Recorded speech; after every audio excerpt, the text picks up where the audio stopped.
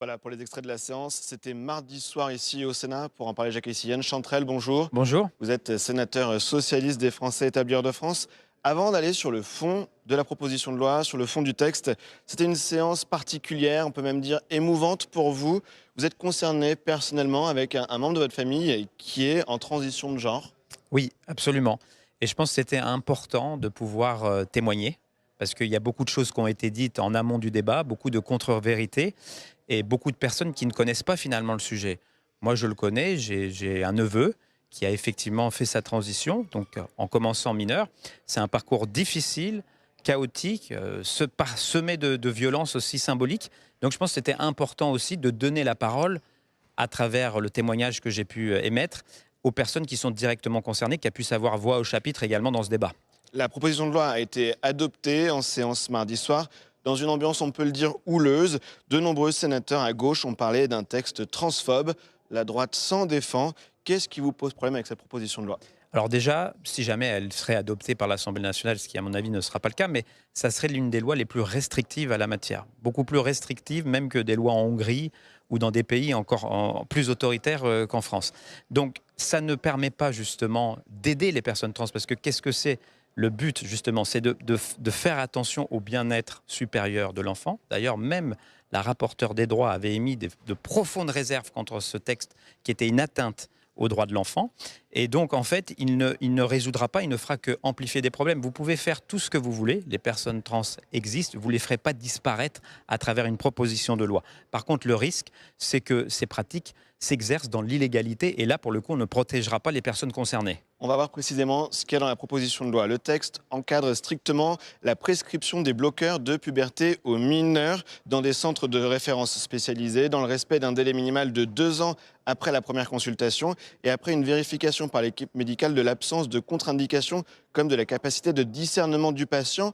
La droite, avec cette proposition de loi, parle d'éviter aux mineurs en transition de genre un mauvais diagnostic. Cet argument ne vous a pas convaincu? Non, pas du tout. Déjà, c'est très difficile d'accéder à un médecin, de pouvoir avoir des diagnostics, hein. Je peux vous dire que avec les déserts médicaux notamment, il y en a beaucoup, ça ne concerne pas que pour les transitions d'ailleurs. C'est déjà difficile, déjà c'est très long déjà d'avoir à faire, et il faut quand même faire confiance à la médecine. Ces personnes-là, des fois, en sont issues, n'ont même pas confiance au médecin. Vous pensez réellement que le médecin prenne ces sujets-là à la légère? Bien sûr que non. Ça n'est jamais fait d'ailleurs. Après une seule consultation, il y a souvent de nombreuses consultations. Ça prend beaucoup de temps, à tel point que souvent, même des mineurs qui l'entament, c'est tellement long qu'elles ne le sont plus réellement au moment où c'est réellement entamé. Donc, il faut arrêter l'idéologie et la démagogie. C'était clairement un texte idéologique pour parler à une certaine catégorie de l'électorat de la droite. On est en pleine élection européenne, clairement, mais ce n'est pas un texte qui vient en aide aux personnes concernées, clairement pas. À propos du délai de 2 ans que j'évoquais, Oui. avant de pouvoir poser un diagnostic, Alain Milon, qui est le rapporteur, il l'a justifié en disant: nous avons auditionné les équipes médicales, elles nous ont toutes dit la même chose, il faut en moyenne 2 ans pour avoir la certitude du diagnostic. Cet argument médical, il vous a pas convaincu? Non, il n'est pas convaincant, parce que d'ailleurs, ça c'est contesté par d'autres. Et 2 ans, c'est très long. Entre le moment où vous vivez une souffrance, vous dites on va attendre 2 ans avant de mettre fin à votre souffrance. C'est pas possible. Évoquons la position du gouvernement. Il a laissé planer le doute pendant tout l'examen du texte pour finalement dénoncer la proposition de loi en fin de soirée. Tout ce que j'ai entendu m'a montré qu'on était dans une approche dogmatique, subjective, où finalement les arguments scientifiques ou médicaux avaient peu d'importance et qu'il fallait marquer politiquement des points, a dit Frédéric Valletoux.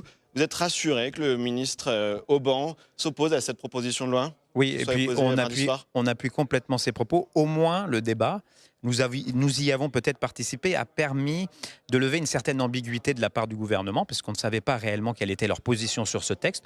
Au moins, là, la position est claire et sans ambiguïté, et nous sommes tout à fait d'accord avec le gouvernement. Ce qui montre que c'était vraiment juste un acte de la part des Républicains, un tract politique, une démarche publicitaire, et non pas de vouloir faire la loi, parce que vu la manière dont ça a été fait, avec un rapport à charge, avec plein de contre-vérités, qui n'est pas un rapport sénatorial, qui s'est fait passer pour, qui était un rapport purement LR, purement sectaire, eh ben, on voit que c'était une démarche vaine, et heureusement, bien sûr, un peu de sérieux, parce qu'on fait la loi ici, On n'est pas là pour balancer des tracts politiques à travers le Parlement. Et donc, au moins, la bonne chose, c'est que le gouvernement n'ira pas plus loin. Donc, il y a peu de chances, effectivement, que ce texte soit adopté, ne serait-ce que par l'Assemblée nationale. J'ai une dernière question, il nous reste quelques secondes, mais la proposition de loi, elle comporte aussi un volet sur la pédopsychiatrie. Pourtant, le transsexualisme ne fait plus partie des maladies mentales, mais le questionnement de genre entraîne quand même une souffrance qui nécessite un soutien, a dit Alain Milon.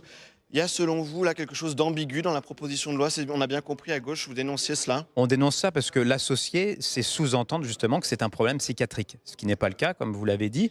Et en fait, qu'il y ait un enjeu de la pédopsychiatrie aux manières beaucoup plus larges, c'est évident, mais ça mériterait un texte complet qui recouvre tous les champs de la pédopsychiatrie. Et donc, ça n'était vraiment pas le lieu du débat, ce n'était pas le lieu à mettre ça dans ce texte-là. Eh bien, merci pour cette réaction, Yann Chantrel. Et je signale que vous pouvez revoir cette séance de mardi soir et également les décryptages sur notre site publicsena.fr. Merci à vous. Merci à vous.